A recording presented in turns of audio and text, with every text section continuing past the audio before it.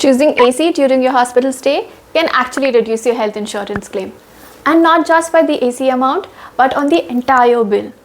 And this is because of one clause that nobody really explains clearly when we're signing the policy. So let's take a look at 7 such conditions in the exact order we could face them. So let's start before you even reach the hospital. Imagine this. You have an insurance policy. You think you're great, everything is sorted. But suddenly you fall sick after 2 weeks and you get hospitalized.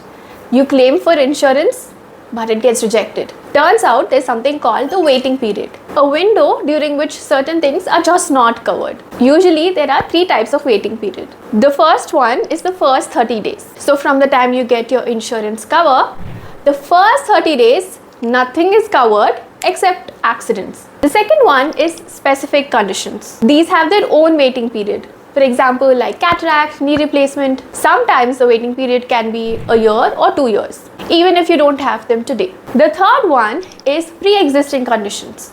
For example, if you have PCOD, diabetes, thyroid, usually they're not covered from 2 to 3 years from the date of the policy. And if you're planning to start a family, maternity has its own waiting period. Some policies have from 9 months to 2 years, and some policies do not have them at all, permanently. So worth knowing before you assume you're fully covered. So why does all this matter if you're in your 20s? Because the best time to buy is when you're young and healthy, when you don't have much to claim, waiting period gets covered. So each year you delay is each year your waiting period gets delayed. Okay, so now your waiting period is done. But something happens. You need to get a small minor surgery like a cataract one. You're in and out of the hospital in a few hours, it's very quick. But some policy says, sorry, we cover hospitalization of only 24 hours. You must be thinking, what 24 hours? I went to the hospital, got the procedure, and now I'm out. Even if you've had a legitimate medical procedure, if you've not been in the hospital for 24 hours, it is not accepted. So when you're taking your policy, make sure that the daycare procedures are covered. A lot of good policies do cover them, but this is not automatic. So just check.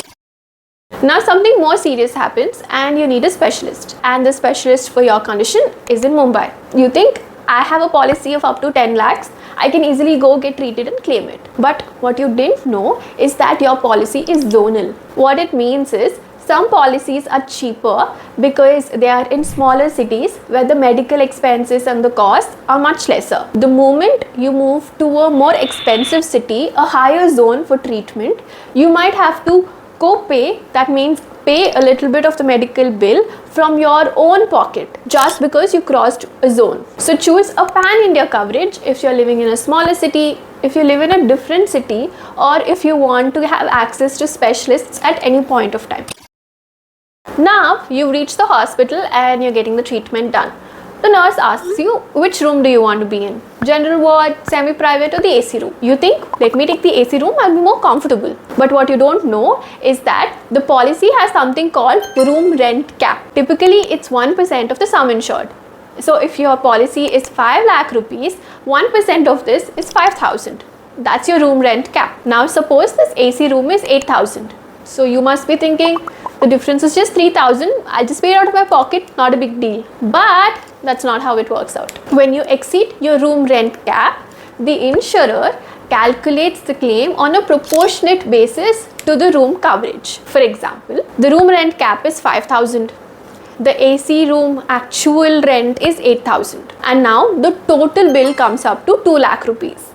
Now this is excluding the medicines and the diagnostic tests. Now the insurance pays proportionate of this 2 lakh rupees, which is 2 lakh rupees into 5,000 by 8,000, 1,25,000. Now the remaining 75,000 has to come out of our own pocket. So what we end up paying because of this AC room is not 3,000 rupees, but 75,000 rupees. So it's legal and it's pretty standard across a lot of policies. So take a look at your policy and see what your room rent cap is, and in case of any doubt, call up your insurer and see which category of the room is covered. And a quick thing that a lot of people don't know is that the diagnostic tests that happen before the admission and the medicines and the follow-up that happens after discharge are usually covered in the policies. So make sure you have all your receipts intact and you can claim this if it is covered in your policy. Now you're in the right room and the treatment is happening. And suppose you're getting a cataract surgery. So the cost of the treatment for one eye is 80,000. Your policy cover is 5 lakhs. So this is well within the limit. But what you don't know is that some policies have something called sublimits, which is limit for some specific treatments. For example, a cataract for one eye could have a limit of only 40,000. That means in case of an 80,000 rupees treatment, the insurance will pay only 40,000 and the remaining 40,000 comes out of our pocket. This is why the premium for some insurances are actually pretty low. Cataract, joint replacements, some cardiac procedures are usually within this. So when you're comparing policies, take a look at the sublimit section and see what all are covered and what are the specific sublimits and if you think they're okay or not. Now the treatment is done, you're in the right room, it's a network hospital, the bill comes to 80,000. But the insurer pays only 55,000. Now what happened? This is because of something called the reasonable and customary clause. Usually, the insurance people have their own internal benchmark of how much a procedure should cost in your city. And they pay according to that benchmark. And we have to pay the remaining. So what can we do? One is usually get like a pre-authorized approval before the procedure is done. And two, if our claim is reduced because of this specific clause, we can ask the doctor to explain clearly why our specific case required higher costs. Usually, the internal benchmark is for standard procedures and standard cases. So we have to explain why ours is different from the standard. Finally, now you've made it through all of that and your bill comes and the insurance says we'll pay 80%, you pay 20%. Now why is this? This is because of something called the copay clause. Basically, it means that the insurance company requires us to pay a part of the bill every time.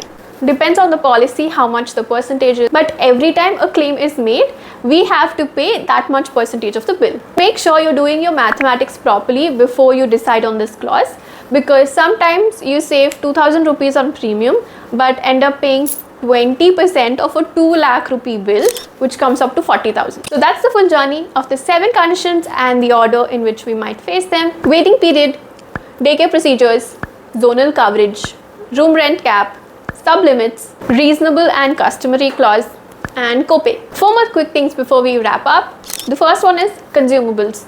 So the syringes, PPE kit, everything else, usually these are not included in the claim. So this is like 5 to 10% of the expenses that we might have to pay out of the pocket. 2, exclusions. There are some conditions which are fully excluded, like dental procedures, cosmetic surgeries.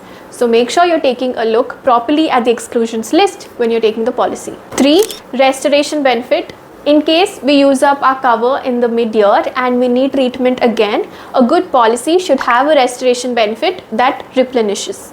So make sure if your policy has a restoration benefit, if it can be used once, multiple times a year, or if it is for the same illness or only unrelated illnesses are covered for the next time. Both these things matter more than we realize. And the fourth one, and the most important one, is download your policy, spend 5 minutes to read these sections. Not the summary, but the actual policy itself. So that's it for this video.